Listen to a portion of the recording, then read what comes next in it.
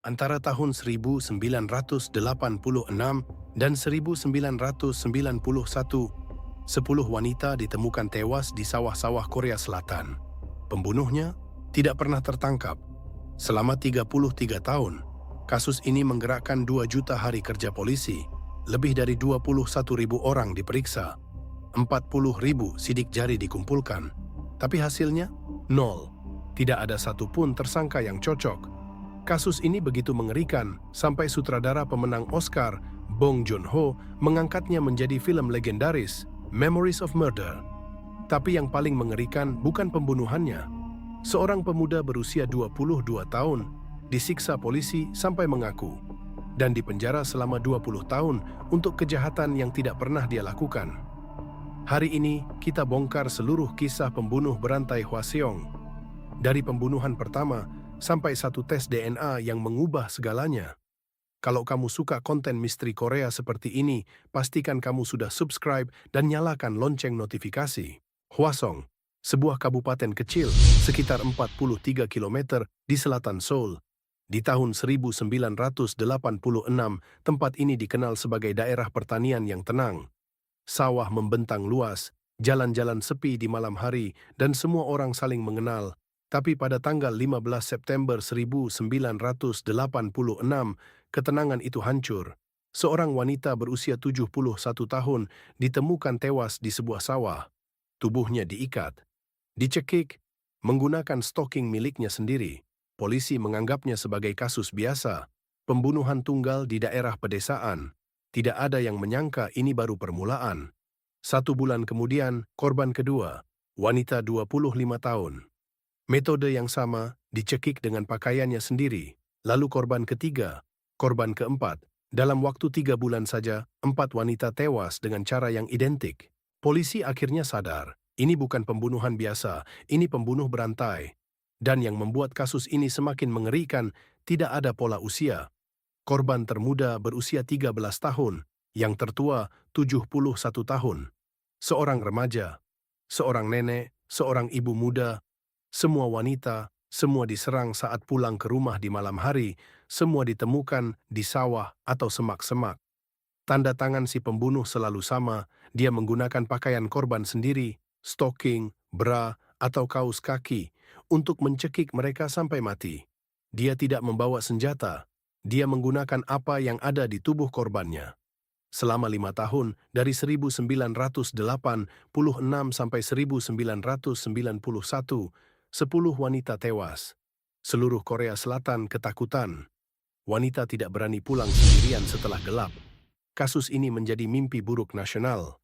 Media menyebutnya Jack the Ripper Korea. Untuk menangkap pembunuh ini, Korea Selatan meluncurkan operasi investigasi terbesar dalam sejarah negara itu. 2 juta hari kerja polisi. Bayangkan, itu setara dengan 1 orang bekerja tanpa henti selama hampir 5.500 tahun. 21.280 orang diperiksa sebagai tersangka. 40.116 sidik jari dikumpulkan dan dicocokkan satu persatu. 570 sampel DNA dianalisis. 180 sampel rambut diperiksa di bawah mikroskop. Hasilnya, tidak ada. 0 tersangka yang cocok. Kenapa? Karena di tahun 1980-an, teknologi DNA masih sangat primitif. Tidak ada CCTV di daerah pedesaan. Dan pembunuh ini tidak meninggalkan pola yang bisa diprediksi. Usia korban acak, lokasi berpindah-pindah, dan dia tidak meninggalkan jejak. Tekanan politik semakin besar. Media mengkritik polisi. Masyarakat menuntut jawaban. Dan di bawah tekanan itu, polisi melakukan sesuatu yang justru menciptakan korban baru. September 1988. Pembunuhan ke-8 terjadi. Kali ini korbannya baru berusia 13 tahun. Seorang gadis kecil, polisi berada di bawah tekanan yang luar biasa. Sudah 2 tahun, 8 korban, dan mereka tidak punya apa-apa. Atasan menuntut hasil, media menghujat, masyarakat ketakutan. Dan di tengah kepanikan itu, polisi menangkap seorang pemuda bernama Yoon Sung Yeol. Usianya baru 22 tahun. Orang biasa, tidak punya catatan kriminal. Bukti yang mereka punya, kemiripan rambut, hanya itu. Tapi bukti itu tidak cukup untuk pengakuan. Jadi polisi mengambil jalan pintas. Mereka menyiksa Yun. Catatan persidangan menunjukkan bahwa Yun memiliki disabilitas di kakinya. Polisi menyuruhnya melompati tembok sebagai tes. Ketika dia tidak bisa, mereka memukulinya.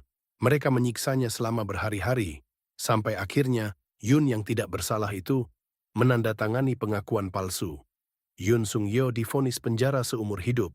Dia menghabiskan 20 tahun di balik jeruji.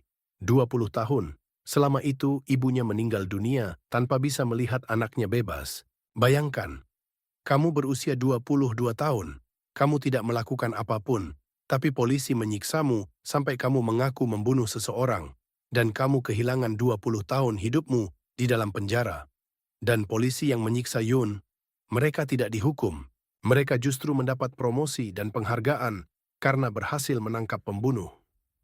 Yoon baru keluar dari penjara pada tahun 2009 dengan pembebasan bersyarat, tapi hidupnya sudah hancur. Setelah pembunuhan ke-10 pada April 1991, pembunuhan tiba-tiba berhenti. Tidak ada korban baru, tidak ada petunjuk baru. Kasus ini perlahan menjadi dingin. Tahun 2006, pukulan terakhir datang. Seluruh kasus pembunuhan berantai Hwaseong resmi melewati batas waktu penuntutan 15 tahun sejak kejahatan terakhir. Artinya bahkan jika pembunuhnya ditemukan, dia tidak bisa lagi diadili. Kasus ditutup, polisi menyerah, atau begitulah yang semua orang kira. Juli 2019, 33 tahun setelah pembunuhan pertama, seorang detektif muda di kepolisian Gyeonggi Selatan mengusulkan sesuatu yang belum pernah dicoba sebelumnya. Mengirim bukti-bukti lama yang sudah disimpan selama 30 tahun ke Badan Forensik Nasional Korea untuk diuji dengan teknologi DNA terbaru, teknologi DNA Restoration, sebuah metode baru yang bisa mengekstrak dan merestorasi DNA dari barang bukti yang sudah sangat tua dan terdegradasi. Dan hasilnya, DNA dari pakaian dalam korban pembunuhan ke-5, ke-7, dan ke-9. Semuanya cocok, dengan satu orang yang sama. 18 September 2019, polisi Korea Selatan mengumumkan bahwa mereka telah mengidentifikasi tersangka pembunuh berantai Hwaseong, namanya Lee Chun-jae. Tapi ini bukan bagian yang paling mengejutkan. Yang mengejutkan adalah Lee Chun-jae sudah ada di penjara sejak tahun 1994. Kenapa? Karena pada tahun 1994, dia memperkosa dan membunuh adik iparnya sendiri. Dia sudah divonis penjara seumur hidup. Pembunuh berantai yang dicari seluruh negara selama 33 tahun. Sudah duduk di sel penjara selama 25 tahun, di bawah hidung semua orang. 1 Oktober 2019, ketika dihadapkan dengan bukti DNA, Lee Chun-jae akhirnya bicara. Dan apa yang dia katakan membuat semua orang merinding. Dia mengaku membunuh bukan 10, tapi 14 orang. 4 pembunuhan tambahan yang bahkan tidak diketahui polisi. Dia juga mengaku melakukan lebih dari 30 pemerkosaan dan percobaan pemerkosaan. Korbannya berusia dari 13 sampai 71 tahun. Dia menyerang tanpa pandang bulu. Motivasinya, menurut hasil investigasi polisi, melampiaskan hasrat seksual. Dan inilah detail yang paling mengganggu. Selama di penjara, Lee Chun-jae menonton film Memories of Murder, film yang dibuat berdasarkan kejahatannya sendiri. Film di mana seluruh Korea menangis dan marah karena pembunuhnya tidak tertangkap. Komentarnya setelah menonton, tidak menarik. Dalam interogasi, dia juga berkata, "Saya heran kenapa saya tidak tertangkap lebih cepat. Ini bukan penyesalan. Ini adalah pikiran seorang psikopat." November 2020, sebuah sidang ulang diadakan untuk kasus pembunuhan ke-8. Kasus yang membuat Yoon Sung-yeol dipenjara 20 tahun. Lee Chun-jae hadir di pengadilan sebagai saksi, di depan hakim, di depan Yoon, dan di depan seluruh Korea yang menonton. Dia mengaku, "Saya yang melakukannya, bukan dia." Yoon Sung-yeol dinyatakan tidak bersalah. Negara membayar ganti rugi sekitar 18 miliar won, sekitar 200 miliar rupiah. Tapi tidak ada uang yang bisa mengembalikan 20 tahun yang dicuri dari hidupnya. Tidak ada uang yang bisa menghidupkan kembali ibunya.